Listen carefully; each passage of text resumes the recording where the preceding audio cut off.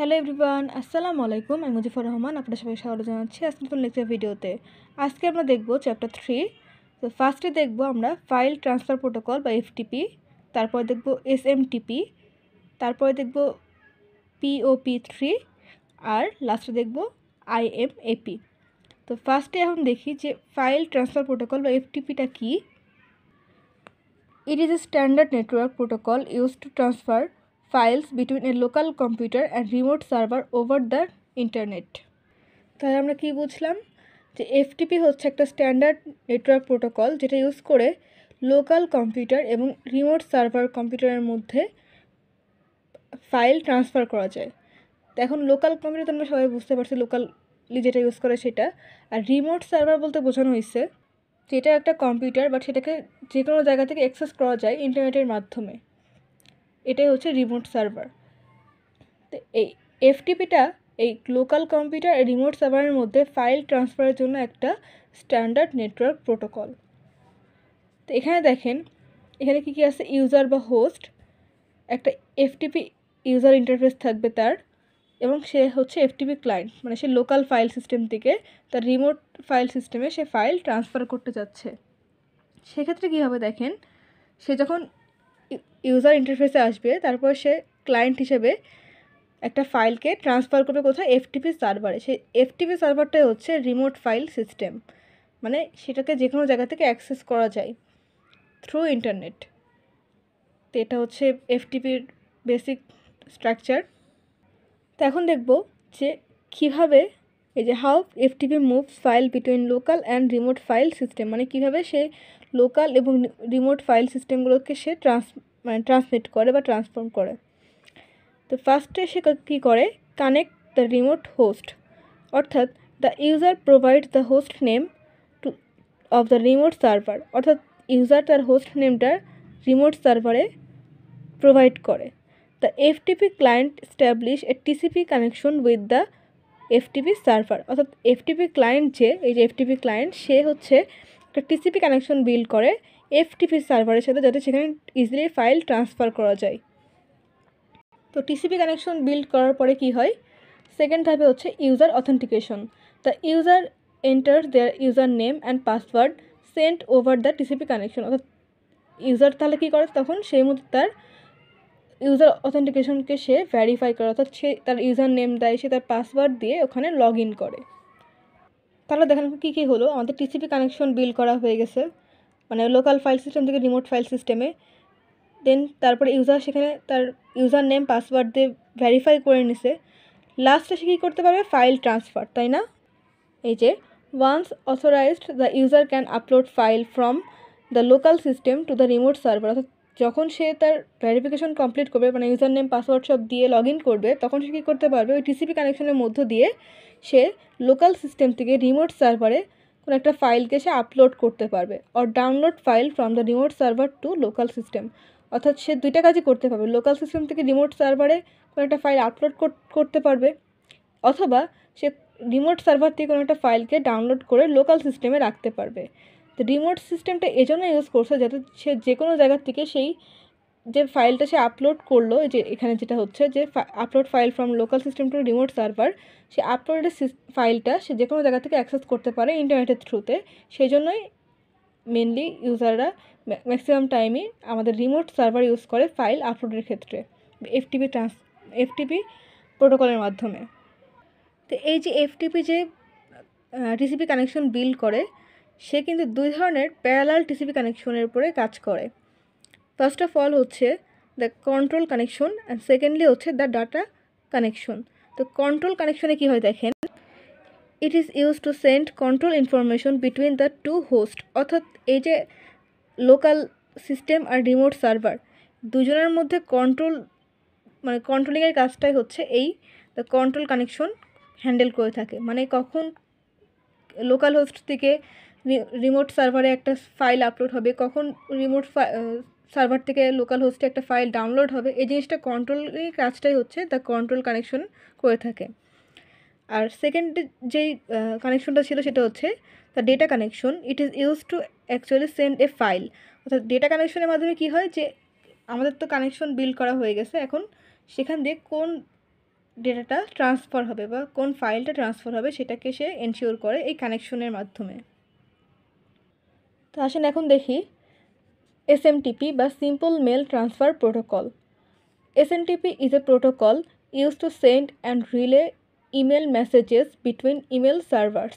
অর্থাৎ SMTP হচ্ছে এমন একটা প্রোটোকল যেটা কিনা ইমেল মেসেজ এবং মেল সার্ভারের মধ্যে কোন মেলটা সেন্ড হবে, কোনটা রিট্রাইভ করতে হবে, এই জিনিসগুলো হ্যান্ডেল করার জন্য বিভিন্ন ধরনের রুলস সেট করে দেয় বা প্রোটোকল সেট করে দেয়। এটাই হচ্ছে SMTPর মেন কাজ।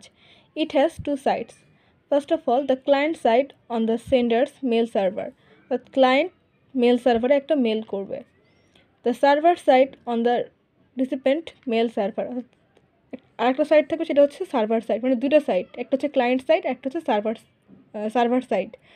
তো ক্লায়েন্ট সাইড হচ্ছে মেল সার্ভারের সাথে কানেক্ট করবে এবং সার্ভার সাইড হচ্ছে আমাদের ক্লায়েন্ট সাইডের সাথে অর্থাৎ ইমেল মেসেজের সাথে কানেক্ট করবে SMTP। এটাই হচ্ছে SMTPর মেন কাজ। তাহলে এখন আসেন দেখি যে SMTP কীভাবে কাজ করে। SMTP 5টা ধাপ মেনটেন করে কাজ করে। ফার্স্টে হচ্ছে ইউজার এজেন্ট, সেকেন্ডলি হচ্ছে সেন্ডিং ইমেল, 3 নম্বর ধাপটা হচ্ছে মেসেজ হ্যান্ডেলিং, 4 নম্বর ধাপটা হচ্ছে স্ট্যাবলিশিং কানেকশন, আর 5 নম্বর ধাপটা হচ্ছে মেসেজ ডেলিভারি। তো ফার্স্টে দেখব যে ইউজার এজেন্টটা কীভাবে কাজ করে। The user composes an email using a user agent and specifies the recipient email address. অর্থাৎ একজন ইউজার এজেন্ট একটা মেলকে সে কম্পোজ করতে পারে এবং সেটাকে স্পেসিফাইজ করে কিসের মাধ্যমে, তার ইমেল অ্যাড্রেসের মাধ্যমে সে সেটাকে স্পেসিফাইজ করে। দেন পরবর্তী ধাপটা হচ্ছে sending emails. The email is send from the user agent to the sender mail server. অর্থাৎ এই যে একজন এজেন্ট যে একটা মেল কম্পোজ করলো এবং তারপরে সে সেটা তার মানে ইমেল অ্যাড্রেস দিয়ে স্পেসিফাইজ করলো, সেটাকে এখন সেন্ড করতে হবে, তাই না? তাহলে এটা কোথায় সেন্ড হয়? User agent to sender's mail server. অর্থাৎ তার যেটা মেল সার্ভার আছে সেই সেন্ডারের তার যেই ইমেল অ্যাড্রেসের ভিত্তিতে সেখানে সেই মেলটা তখন ট্রান্সফার হয়ে যায়। দেন থার্ড পয়েন্টটা হচ্ছে message handling. The SMTP client on the sender's mail server place the messages in a queue. অর্থাৎ এই যে ক্লায়েন্ট যে মেল সার্ভারে তার মেলটাকে সেন্ড করলো বা ট্রান্সফার করে দিল, তখন সেই মেল সার্ভার কী করে, তার যে মেসেজগুলো বা তার যে কম্পোজ করা মেলটা সেটার মেসেজগুলোকে কিউতে প্লেস করে রাখে। দেন 4 নম্বর পয়েন্টটা কি? Establish connection. The SMTP client opens a TCP connection to the SMTP server on the recipient mail server. অর্থাৎ SMTP ক্লায়েন্ট তখন কী করে, একটা TCP কানেকশন বিল্ড করে যার মাধ্যমে SMTP সার্ভারের সাথে আমাদের যে রিসিপেন্ট মেল সার্ভার ছিল সেটা কানেক্ট হয়ে যায়। দেন লাস্টলি হচ্ছে message delivery. The SMTP server on the recipient mail server receive the message and store it until the recipient check their inbox. অর্থাৎ আমরা যার উদ্দেশ্যে মেলটা পাঠাচ্ছি তার ইনবক্সে ওইটা স্টোর হয়ে থাকে যতক্ষণ পর্যন্ত সেই মানে যাকে পাঠাচ্ছি সে ওই মেলটা চেক না করে। এই জিনিসটা এনশিওর করে SMTP।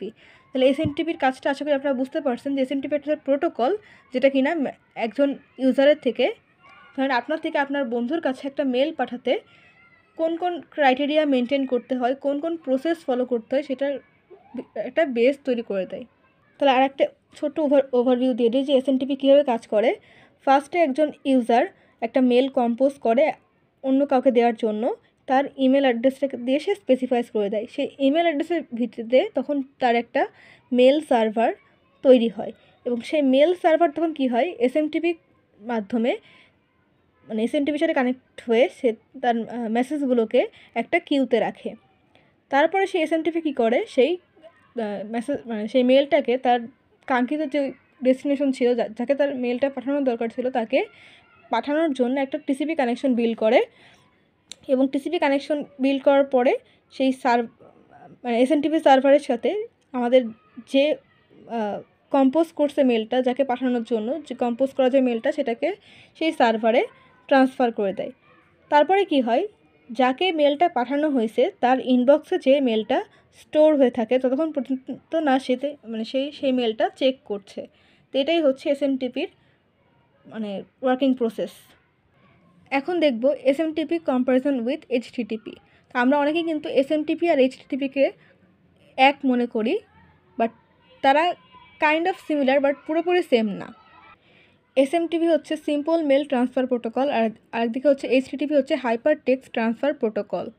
তো এই দুটো হচ্ছে অ্যাপ্লিকেশন লেয়ার প্রোটোকল। এটা হচ্ছে তাদের মধ্যে মেন সিমিলারিটি, বাট তাদের মধ্যে কিছু বেসিক ডিফারেন্স আছে, সেগুলো এখন দেখি যে তাদের মধ্যে ডিফারেন্সগুলো কী কী। তো ফার্স্টে দেখি এসএমটিপির ক্ষেত্রে use for sending and receiving emails, অর্থাৎ এসএমটিপিটা ইউজ করা হয় কোনো একটা ইমেলকে সেন্ড করার জন্য বা রিসিভ করার জন্য। অন্যদিকে এইচটিটিপি ইউজ করা হয় কী জন্য, যে use for transferring web page and other resources, মানে ওয়েব পেজ বা অন্যান্য রিসোর্সগুলোকে ট্রান্সফার করার জন্যই এইচটিটিপি ইউজ করা হয়। দুটো কিন্তু সেম হলো না, তাই না? বাট দুটোই কিন্তু application layer protocol. Then second যেই ডিফারেন্সটা সেটা হচ্ছে SMTP is a push protocol, অর্থাৎ it sends data or emails to the server, অর্থাৎ সে কী করে ইমেল বা ডেটাগুলোকে সার্ভারে পুশ করে দেয় বা সেন্ড করে দেয়।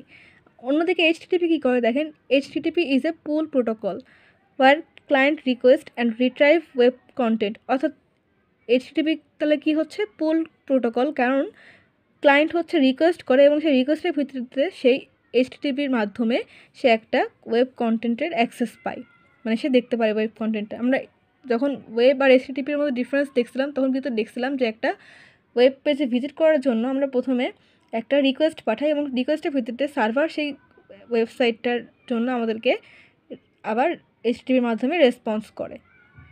তো এটা হচ্ছে বেসিক আরেকটা ডিফারেন্স, যে এসএমটিপি হচ্ছে পুল প্রোটোকল আর এসটিটিপি হচ্ছে এসএমটিপি হচ্ছে পুশ প্রোটোকল আর এসটিটিপি হচ্ছে পুল প্রোটোকল।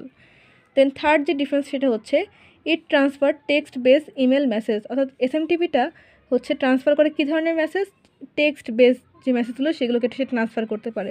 অন্যদিকে এইচটিটিপি হচ্ছে transfer HTML image video etcetera, অর্থাৎ বিভিন্ন ধরনের এইচটিএমএল ফাইল ইমেজ ভিডিও বিভিন্ন ধরনের জিনিসে এইচটিটিপি ট্রান্সফার করতে পারলেও এসএমটিপি কিন্তু শুধুমাত্র টেক্সট বেস যে ইমেল মেসেজগুলো সেগুলোকেই ট্রান্সফার করতে পারে।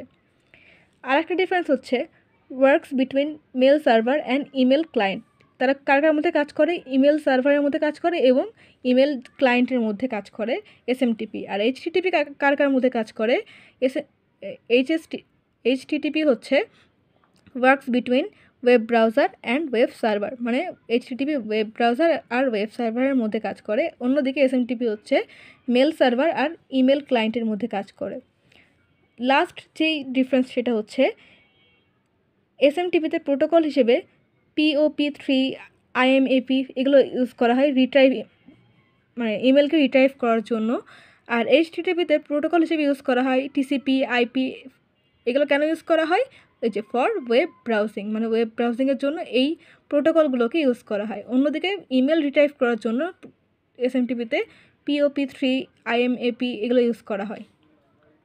তা আশা করি আপনাদের এই কম্পারিজনটা ক্লিয়ার হয়েছে। তারপরে যদি কারো কোনো কোশ্চেন্স থাকে আমাকে কমেন্ট করতে পারেন। তা আসেন এখন দেখি POP3 প্রোটোকল বলতে কী বোঝায়। POP3 প্রোটোকল হচ্ছে পোস্ট অফিস প্রোটোকল ভার্সন 3, এটার ফুল ফর্ম হচ্ছে post office protocol version 3। It is a simple protocol use to retrieve email from a mail server to a local device, অর্থাৎ একটা mail server থেকে কীভাবে সেই ইমেলটাকে local ডিভাইসে retrieve করা যায় সেটাই হচ্ছে POP3-র মেন কাজ। এবং সে একটা নির্দিষ্ট প্রোটোকল ঠিক করে দেয়, ওই প্রোটোকলের বেসিসে আমরা ওই মেল সার্ভার থেকে নির্দিষ্ট মেলকে আমাদের লোকাল ডিভাইসে রিট্রাইভ করতে পারি। It downloads email and open delete from the server, অর্থাৎ POP3-তে কী হয়, ওই যে একটাকে যেটা বললাম যে আমাদের মেল সার্ভার থেকে লোকাল ডিভাইসে ইমেলগুলোকে রিট্রাইভ করার জন্য POP3 ইউজ করা হয়, তাই না? তো সে কীভাবে কাজ করে, সেই ইমেলগুলোকে ডাউনলোড করে এবং ডাউনলোড করার পরে সে কী করে, সার্ভার থেকে সেই মেলগুলোকে ডিলিট করে দেয় যাতে সার্ভারে একটা স্পেস থাকে, মানে সার্ভারের পেজ যেন একদম মানে ফুলফিল না হয়ে যায়, সেই জন্য সে ডাউনলোড করে সার্ভার থেকে ওটাকে ডিলিট করে দেয়। তো POP3 প্রোটোকলের যে অ্যাডভান্টেজ এবং ডিসঅ্যাডভান্টেজ চলেন সেগুলো দেখি। অ্যাডভান্টেজ হচ্ছে সেভ সার্ভার স্পেস, এটাকে যেটা বললাম যে সে ডাউনলোড করে সেই মেলটাকে ডিলিট করে দেয় যাতে সার্ভারে পর্যাপ্ত পরিমাণ স্পেস থাকে, পরবর্তীতে অন্য কোনো মেল আসলেও সেই সার্ভারে যাতে স্টোর করা যায় সেই জন্য। এই যে ইমেলস আর ডাউনলোড করার পর সেটা ডিলিট হওয়ার জন্য সার্ভারে একটা স্পেস থাকে। দেন সেকেন্ড অ্যাডভান্টেজ হচ্ছে অ্যালাউস অফলাইন অ্যাক্সেস। যেহেতু ডাউনলোড করা হয়ে যায় সেই জন্য এটার জন্য আর অনলাইন অ্যাক্সেস দরকার নেই, এটাকে অফলাইনও অ্যাক্সেস করা যায় যেহেতু সেটা ডাউনলোডেড ফাইল, সেই কারণে। অ্যান্ড থার্ড অ্যাডভান্টেজ হচ্ছে ইমেলস আর স্টোরড লোকালি, অর্থাৎ ইমেল যেগুলো ছিল সেগুলো লোকাল ডিভাইসে লোকালি স্টোর হয়। আর ডিসঅ্যাডভান্টেজ হচ্ছে email can be lost if the local device crashed, অর্থাৎ লোকাল যে ডিভাইসগুলো আমাদের ধরেন পিসি ল্যাপটপ এগুলো যদি ক্র্যাশ করে, তা আমাদের যে ইমেলগুলো ডাউনলোড করা ছিল সেগুলো কিন্তু লস্ট হয়ে যাবে, হারিয়ে যাবে, তাই না? কারণ ডিভাইসটা যদি ক্র্যাশ করে সেই ক্ষেত্রে আমাদের তো আর সেই ইমেলগুলো পাওয়ার কোনো পসিবিলিটিস থাকে না। দেন সেকেন্ড ডিসঅ্যাডভান্টেজ হচ্ছে not suitable for multiple device, অর্থাৎ এই যে আমরা POP3 প্রোটোকলটা ইউজ করে ডাউনলোড করে রাখছি এই মেলগুলোকে, সেটার একটা বড় ডিসঅ্যাডভান্টেজ হচ্ছে সেটা শুধুমাত্র একটা ডিভাইসেই দেখা যাবে। কারণ যেমন ধরেন আপনি যদি আপনার পিসিতে এই মেলগুলো ডাউনলোড করে রাখেন, আপনি কিন্তু আপনার ফোন থেকে বা আপনার ল্যাপটপ থেকে এই মেলগুলোকে আর অ্যাক্সেস করতে পারবেন না। আপনাকে শুধুমাত্র পিসির উপর ডিপেন্ডেন্ট থাকতে হবে যে ওখান থেকে আপনাদেরকে মেলগুলো চেক করতে হবে। এটা একটা বড় ডিসঅ্যাডভান্টেজ। একাধিক ডিভাইস থেকে আপনারা এই POP3 প্রোটোকল ইউজ করলে মেলের অ্যাক্সেস পাবেন না। আর থার্ড যে ডিসঅ্যাডভান্টেজ সেটা হচ্ছে নো সিনক্রোনাইজেশন, অর্থাৎ কোনো সিনক্রোনাইজেশন সেখানে কাজ করে না। তো এটা ছিল POP3 প্রোটোকল। এখন আমরা আসেন দেখি IMAP প্রোটোকল। তো IMAP allows user to access and manage their emails directly on the server, synchronizing emails across multiple devices. অর্থাৎ IMAPটা কী করে, সে তার ইন্টারনেটের থ্রুতে তার সার্ভার থেকে ডিরেক্টলি অ্যাক্সেস করার সুযোগ দেয় এবং সেগুলোকে মেলগুলোকে সে অ্যাক্সেস করতে পারে এবং অ্যাট দ্য সেম টাইম সে ম্যানেজও করতে পারে। এবং যেহেতু সেটা ইন্টারনেটের থ্রুতে সার্ভার থেকে নিচ্ছে এবং সেটা মাল্টিপল ডিভাইসেও কিন্তু অ্যাক্সেস করা যায়, কারণ সার্ভার থেকে যে কোনো ডিভাইসে আপনি অ্যাক্সেস করতে পারবেন। সেই জন্য সেটাকে সিনক্রোনাইজ ওয়েতেও আমরা মেলগুলোকে তখন অ্যাক্রস করতে পারি।